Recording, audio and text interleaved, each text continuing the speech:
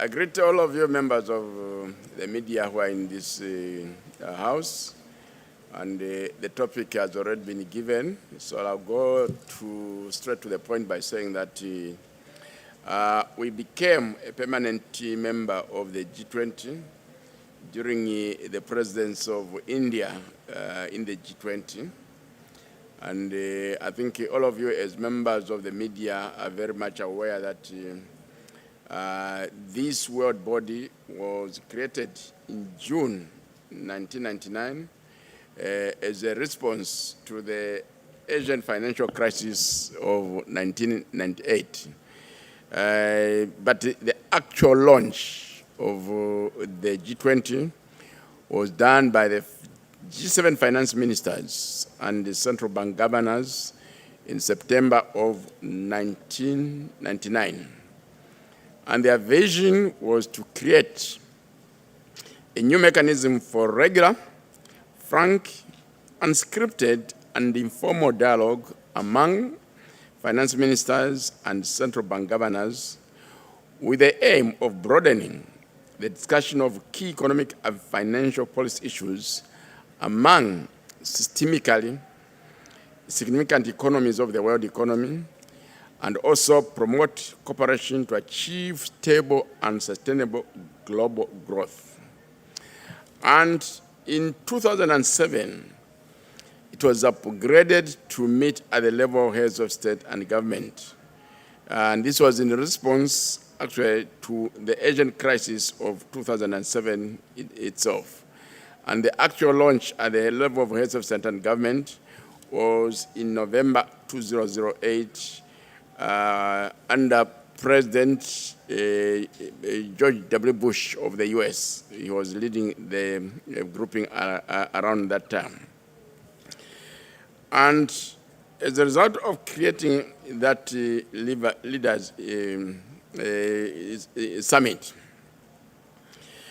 there was a resolve among the leaders to make commitments, to make deals, and to make concessions to solve global economic problems at the highest levels of leadership.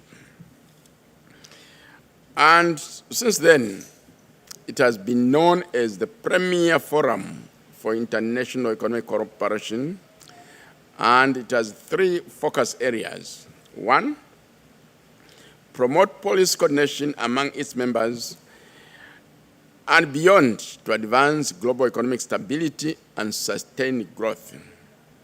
Two, promote regulations that reduce risks and prevent future financial crises.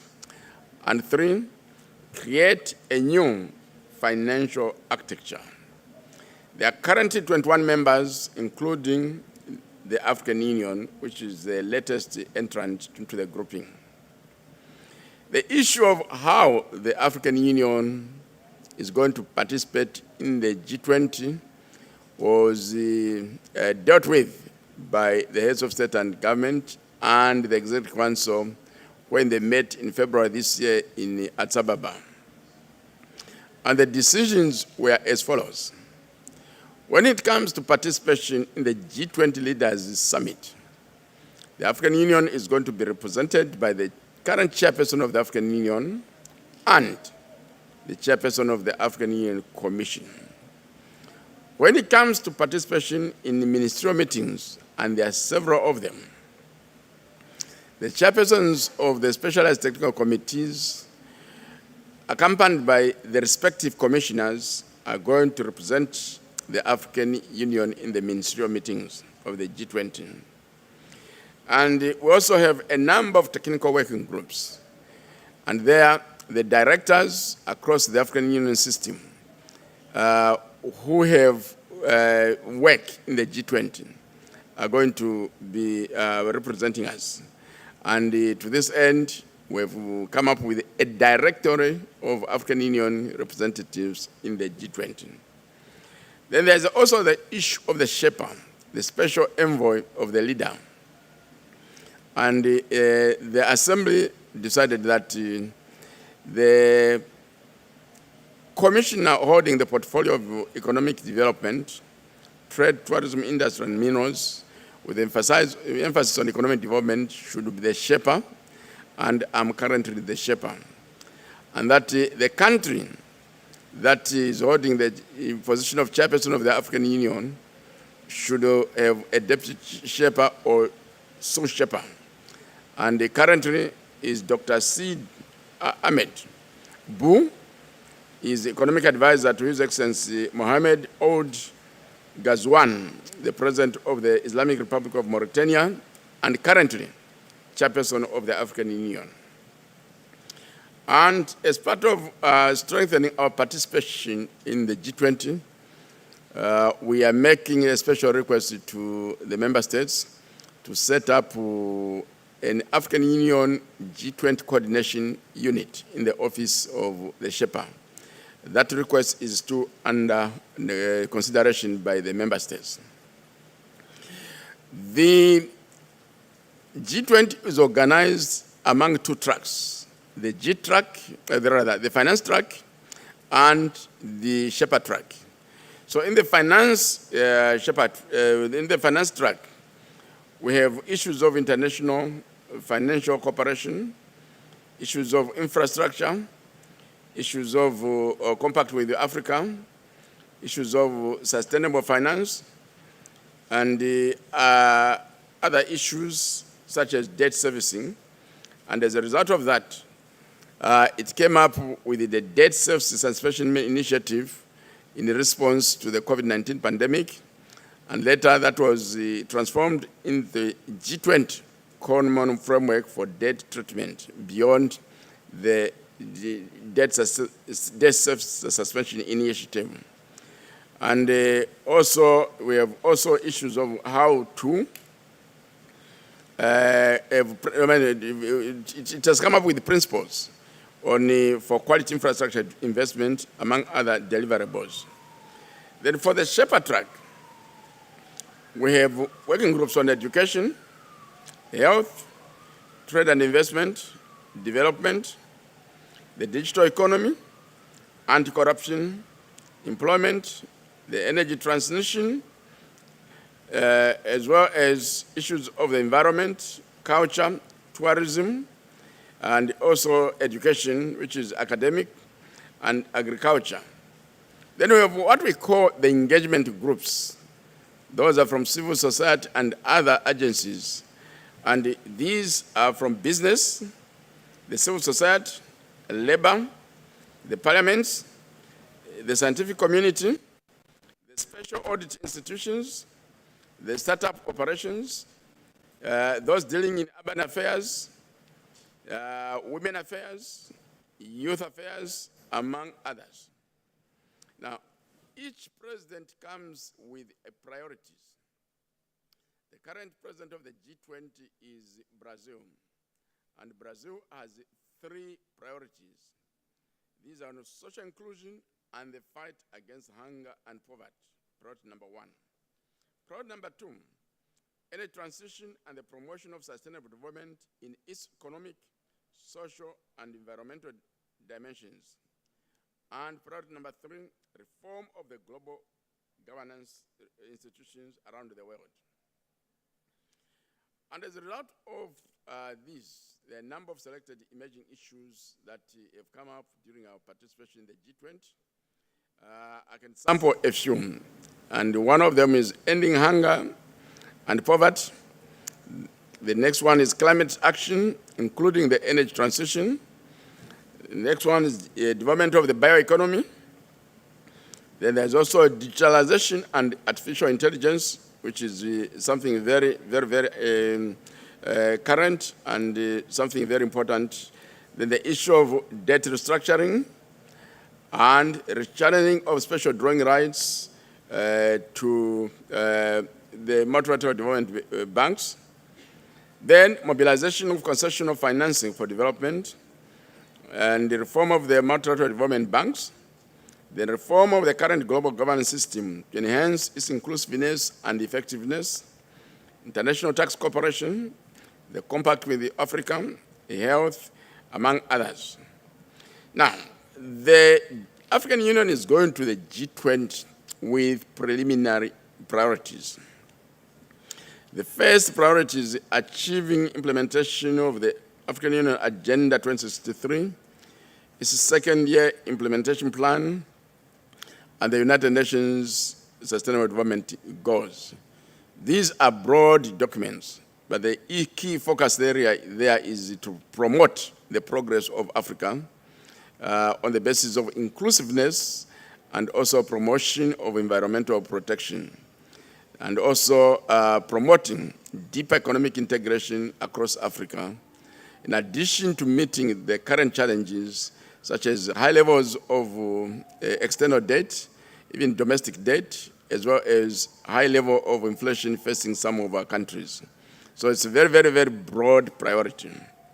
The second preliminary priority is reform of the international financial architecture, and I indicated that this is one of the active issues in the finance track of the G20. Then the issue of international food security and agriculture, which is also the priority of Brazil. Then the issue of just energy transition, including electricity and renewable energy, then investment and trade, and then health, including vaccine manufacturing. We have been participating in quite a number of meetings. Under the Brazilian presidency, there are 127 meetings.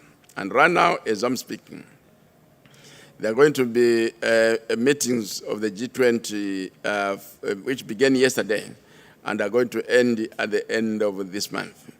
Then between now and November, there are going to be about 17 ministerial meetings as part of the preparations for the Leaders Summit. And then the Shepherds, the special envoys of the leaders, are going to negotiate the draft declaration, which is going to be adopted by the heads of state and government, and they'll be busy from 15th August all the way up to November. So they're going to be very, very, very active. They'll start on 15th August because that's when we are going to get from Brazil, the current president of the G20, the zero draft of the leaders' declaration. And then the actual Leaders Summit is going to be held from 18 to 19 November 2024.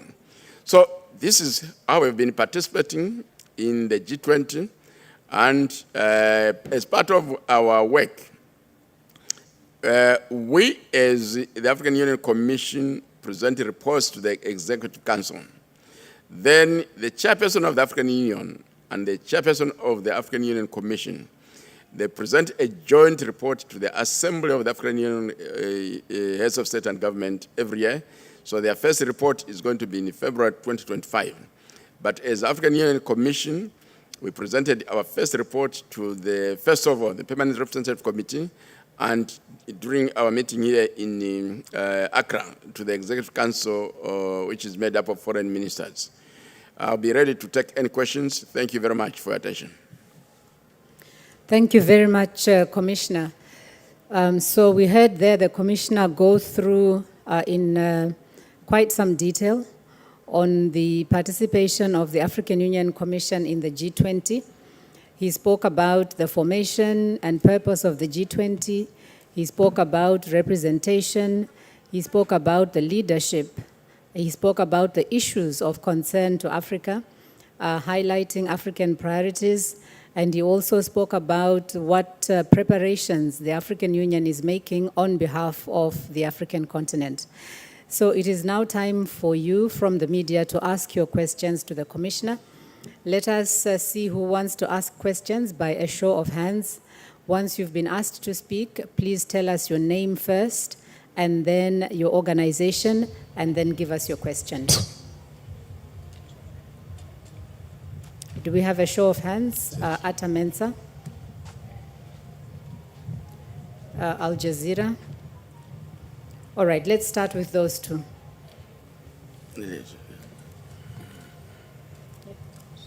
Yeah, thank you. Atta Mensa from Ghana News Agency.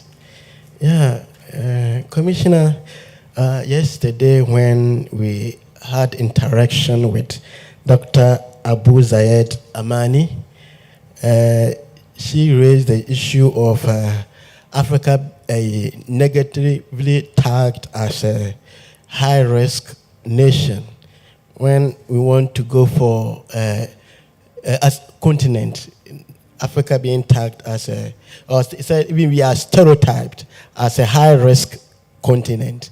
And so whenever Africa or any member nation of Africa want to go for loan to pursue bankable projects, we are charged high inflation, high interest rates because we are attacked. But according to her, Africa is not a risk nation.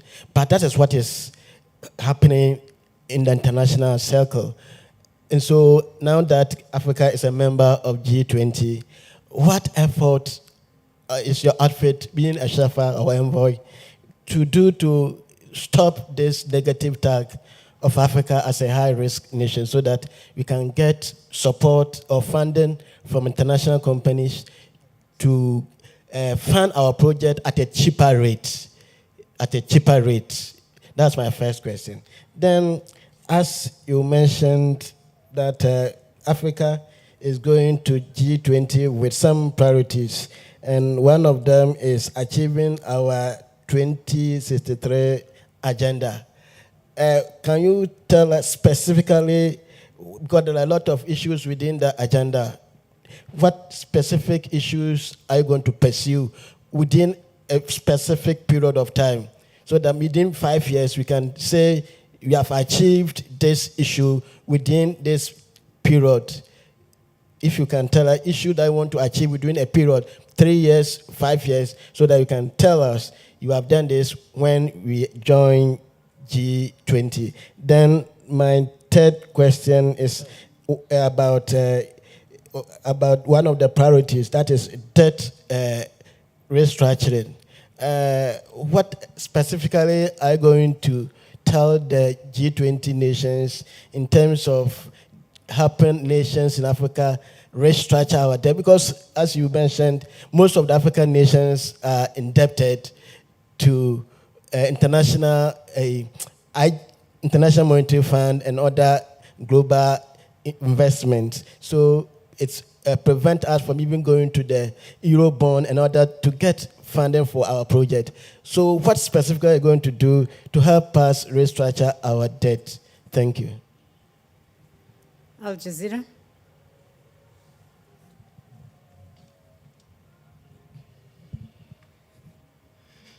My name is Hassan. I'm from Al Jazeera. Thank you for this chance. His Excellency Commissions, as you know, the AGWA program will be expire the coming years. And we hear some news from the United States that will be not to renew this program. And the African Union, at the last South African meeting, they some effort to renew this program. So what the update? Is any challenge for update this program, or will expire at the time, September? As you know, 35 countries will benefit from that. Thank you. Please go ahead. Can we have the microphone over there?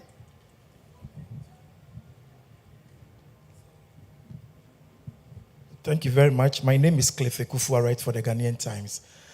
My question is on fair trade between African countries and their counterparts in the West. Now that we are a participating member in the G20, I would want to find out what measures the Commission is putting in place to ensure that we enjoy a fair trade, because most often we in Africa have been at the disadvantage end of the trade, and that is impacting our development negatively. So I want to find out what measures we are putting in place to ensure that Africa gets a fair trade with its partners across the West. Thank you very much.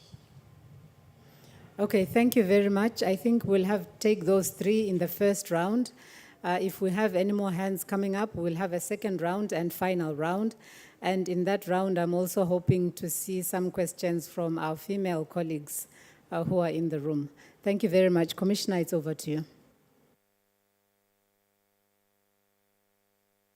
Thank you very much. These are very, very good questions. The question of the treatment of how Africa is a high-risk continent has been outstanding for a long, long time. We are taking a number of measures as the African Union. And one of the measures we are taking is to create the African Credit Rating Agency. So what remains now is its operationalization. Our department is working together with the African Peer Review Mechanism and the African Development Bank to operationalize the African Credit Rating Agency. Among other activities, it is going to provide second opinion to credit ratings from outside. Because right now, quite a number of our countries really do not have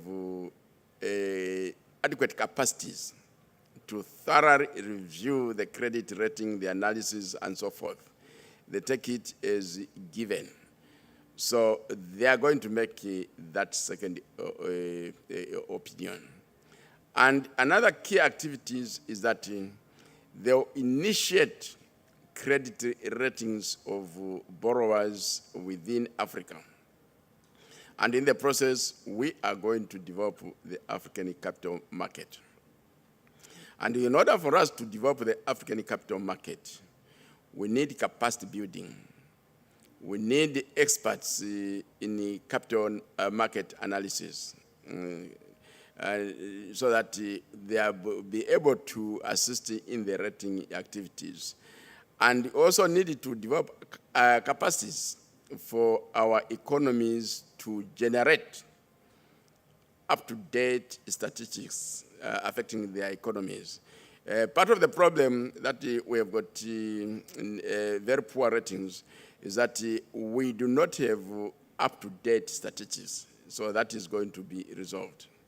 Then another measure we are undertaking in collaboration with the European Union, the Organization for Economic Cooperation and Development, OECD, the current president of the G20, Italy, among other stakeholders, is to create the African Virtual Investment Platform, which is really going to assist in removing barriers to investment across Africa. Also assist in coming up or putting that up-to-date information on the dashboard of the investment platform so that we provide a very complete up-to-date information on investments across Africa. And as part of that process, we are going to have, in the long term, all the African Union member states should have a space in the dashboard. But for a start, we are going to have a limited number so that we have a pilot phase incorporating all the 5 regions of Africa. And within the framework of the compact with Africa, we have approached the co-chairs of the advisory group on Africa in the G20. These are Germany and South Africa, to commission a study on how to position African countries attain investment grade status in the shortest possible term. Because right now, as we are talking, there are 2 countries in Africa with investment grade. These are Botswana and Mauritius. So the more countries we have with investment grade, the better for us is going to really change the risk perceptions about Africa. So these are some of the issues that we are dealing with. What are we taking to the G20 among the preliminary priorities? One of the measures we are taking is really to work with member states in the G20 to enhance domestic resource mobilization across Africa. When we look at the patterns of domestic resource mobilization around the world, Africa has the lowest ratio of tax to GDP, which is about 15%. It's about 25% for the Caribbean and South America. And for the developed countries, it's about 34%. So we need to build capacities on domestic resource mobilization. And also, we need to eliminate illicit financial flows. UNCTAD says Africa loses about $89 billion US due to illicit financial flows from Africa. That should really be stopped. Then there's also the issue of smuggling of gold from Africa to other countries. That should be stopped by improving governance and ensuring that we eliminate corruption, both within the national territories and at the borders. Then there is also the issue of base erosion and the profit shifting, which costs Africa annually about $275 billion US. That also needs to be tackled.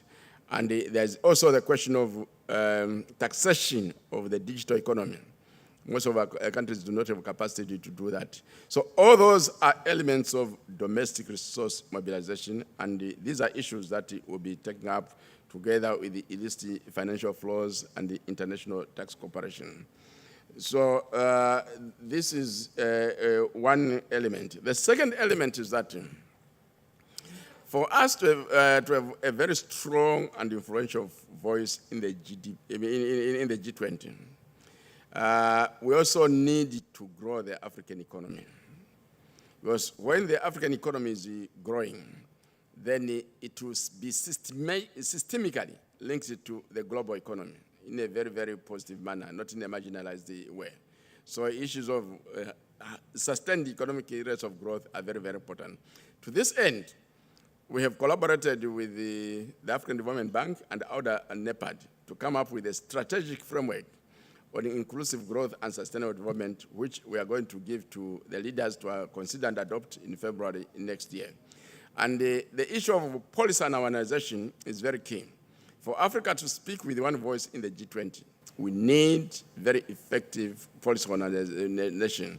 And this involves deeper economic integration.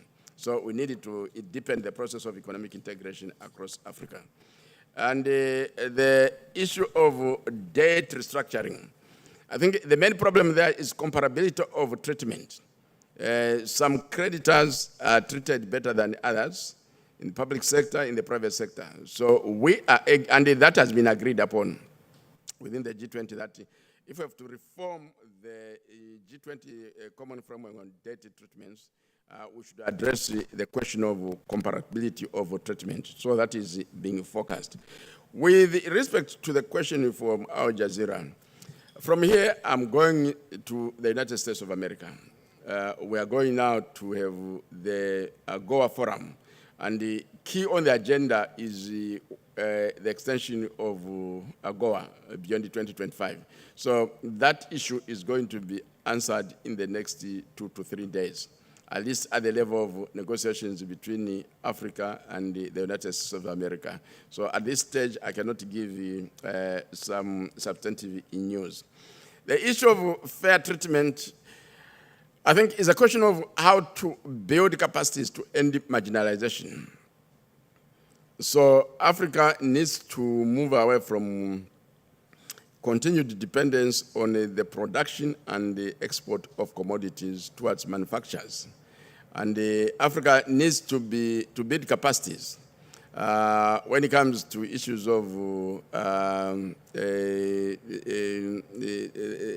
trading in the carbon market, by ensuring that we promote, we are able to do carbon accounting, and we are able to negotiate very, very good deals. That way, we are going to get fair treatment. A very interesting development is emerging as part of the green transition. The European Union has come up with the carbon border adjustment mechanism, CBAM, and also the deforestation regulations. There, again, we have to see how we can build our capacities that we are able to export to the European Union, meeting the standards in those two legal frameworks. And similarly, and this is also going to come as we look at the extension of AGOA, the US has come up with the Foreign Pollution Control Act. And again, we needed to come up with the capacities to ensure that we are able to meet environmental standards when it comes to exporting to the developed countries. Granted, there are issues of protectionism, but we also needed to build internal capacities to ensure that we are able to overcome the impediments and really become more competitive. Thank you. Thank you very much, Commissioner. I see two hands have gone up. There is a lady on my right and the gentleman, the lady on my left and the gentleman on the right. Let's start with you, madam.